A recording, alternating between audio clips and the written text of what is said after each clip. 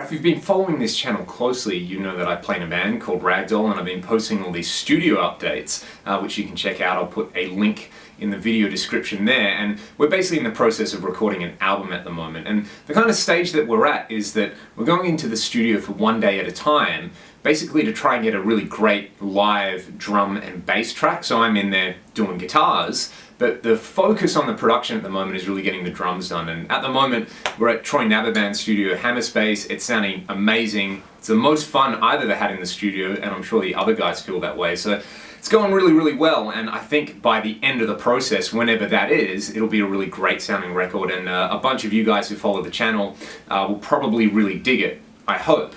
And a question came up recently on a live stream that I was doing, which basically asked, you know, are you using real amps or are you using the Fractal AX8? As you know from the channel, I love the AX8. I do a lot of tutorial videos for it, and I use it live. So if you're using real amps, why aren't you using the AX8? Isn't it good enough or something like that? So I figured it might be nice to try and address that question here.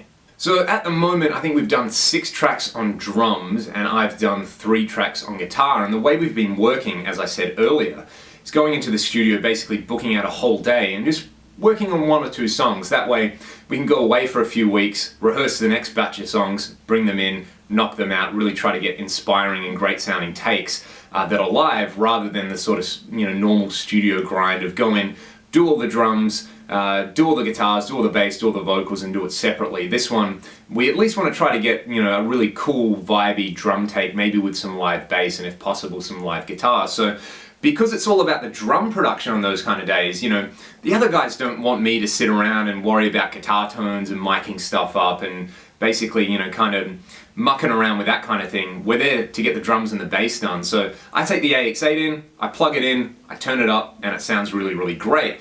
What I've been doing is the main amp that I think I'm going to use on the record, that has been on the 3 guitar tracks that I've done with real amps so far, has been my old Rev G Mesa Rectify. It sounds amazing, and the approach is basically, you know, Recto plus another amp, quad track, sounds phenomenally huge. And what we did there was decide on like a cabinet and mic positioning for those, and then we shot an impulse response of that cab and mic positioning. So it's Troy's Marshall 412 with vintage 30s, mic'd up with a Shure SM57, a Royer 121 ribbon, and a Sennheiser 421, and that is going to a bunch of API preamps and into an SSL summing mixer, all getting summed down to 1 guitar track. So you've got this kind of really beautiful sounding analog summing happening there, which, you know, basically, is it Mojo, is it Voodoo? I don't know. When it comes to those things, I'm basically an agnostic. I don't really care as long as it sounds good. But we took an IR of that whole signal chain that I can then bump into my AX8,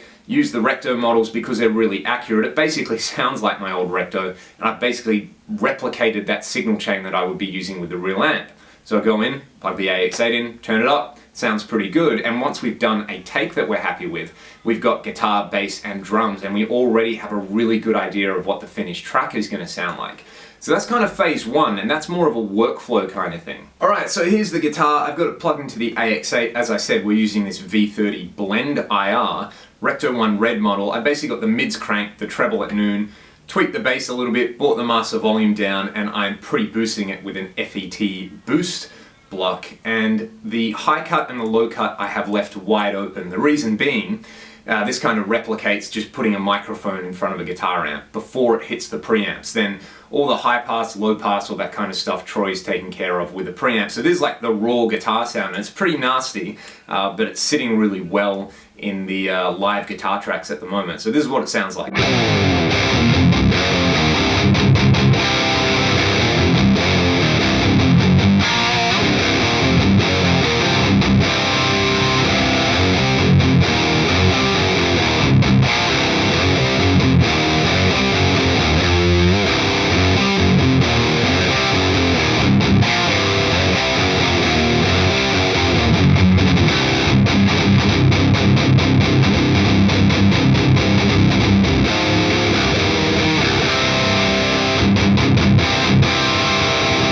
And as you can hear there, it's pretty nasty sounding on its own. There's lots of lows, there's lots of that kind of sizzle in there, but once it goes through some EQ on the desk and once it sits in there with the band mix, I think it sounds really effective.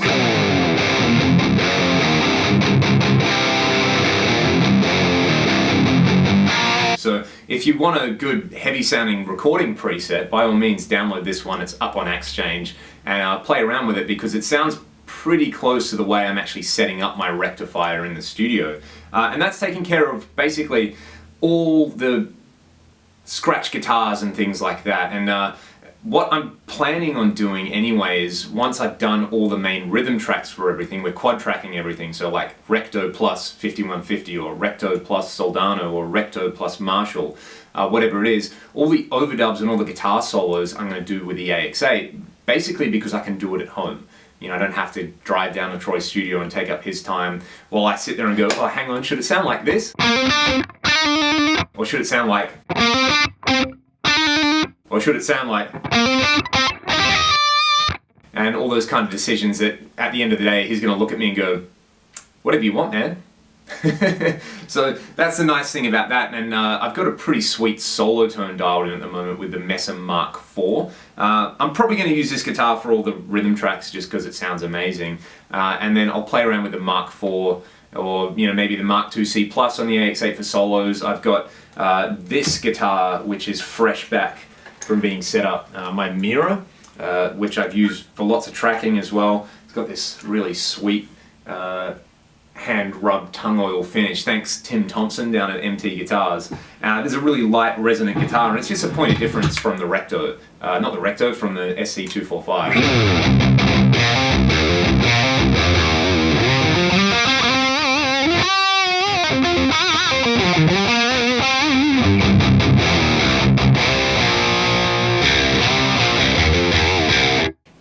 And the other guitar that I want to do some solos with, which I'm really digging the tone of, is my STR LJ1, more of a traditional Les Paul style thing.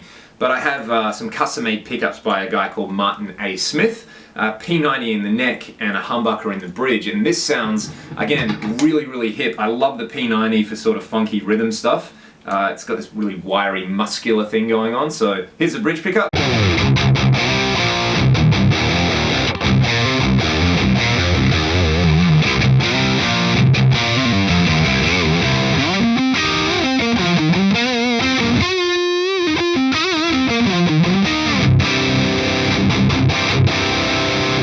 And let's have a listen to this Mark IV patch that I've been dialing in for the solos. I'm not settled on it just yet, I might not use it, but at the moment I'm really digging it.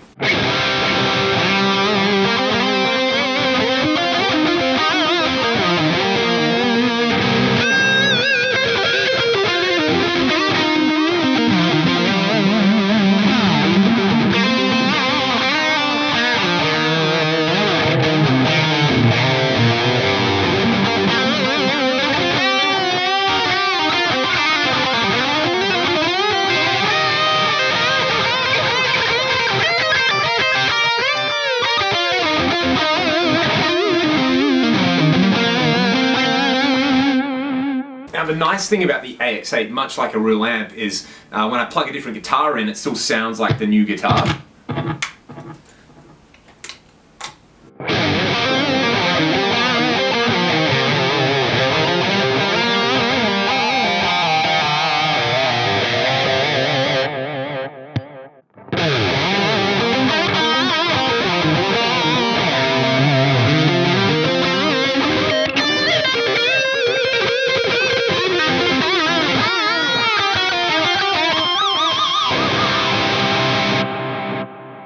And you can hear there the difference between the STR, which sort of has more of a sort of like vintage grind to it, and this SC245, which is just like fat and sweet, and then the Mira, which has a different thing going on altogether. So doing solos and doing all the overdubs, and especially doing any clean sounds or stuff with rhythmic delay, which there's going to be a little bit of on the album, it's just so easy to do it with the AX8 because it sounds amazing.